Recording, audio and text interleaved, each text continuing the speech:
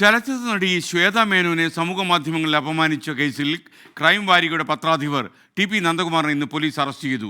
ജാമ്യമില്ലാ വകുപ്പ് പ്രകാരമാണ് കേസ്. അതേസമയം തമിഴ് സിനിമാ മേഖലയിൽ നിന്ന് തനിക്ക് മോശം അനുഭവം ഉണ്ടായിട്ടുണ്ടെന്ന് നടി പത്മപ്രിയ ഇന്ന് വ്യക്തമാക്കി.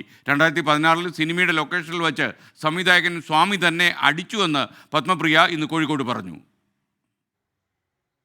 സോഷ്യൽ മീഡിയയിൽ നടി ശ്വേത മേനോനെ അപമാനിക്കുകയും സ്ത്രീത്വത്തിന് അപമാനമുണ്ടാക്കുകയും ചെയ്തതിനാണ് ക്രൈം നന്ദകുമാറിനെ എറണാകുളം നോർത്ത് പോലീസ് അറസ്റ്റ് ചെയ്തത്. നടി ശ്വേത മേനോൻ നൽകിയ പരാതിയിലാണ് പോലീസ് ജാമ്യമില്ലാ വകുപ്പ് പ്രകാരം കേസെടുത്തത്. കോടതിയിൽ ഹാജരാക്കിയ പ്രതിയെ റിമാൻഡ് ചെയ്തു. സിനിമയിൽ പുരുഷ മേധാവിത്വമാണെന്ന് നടി പത്മപ്രിയ കുറ്റപ്പെടുത്തി. ഒരു സീൻ എടുക്കുമ്പോൾ പോലും നടിമാരുടെ അനുവാദം ചോദിക്കാറില്ല. And these toilets, where you stay, how you're treated, where you go, നമ്മൾ ഒരു സീൻ ചെയ്യുമ്പോൾ അതിലെ ഒരു കൺസെന്റ് എടുക്കാം. അങ്ങനെ ഒരു കാര്യവും നമ്മൾ നടക്കാത്ത ഒരു കാര്യമാണ്. And that's because you're like dispensable. നിങ്ങളുടെ ആവശ്യമേ ഇല്ല സെറ്റിൽ.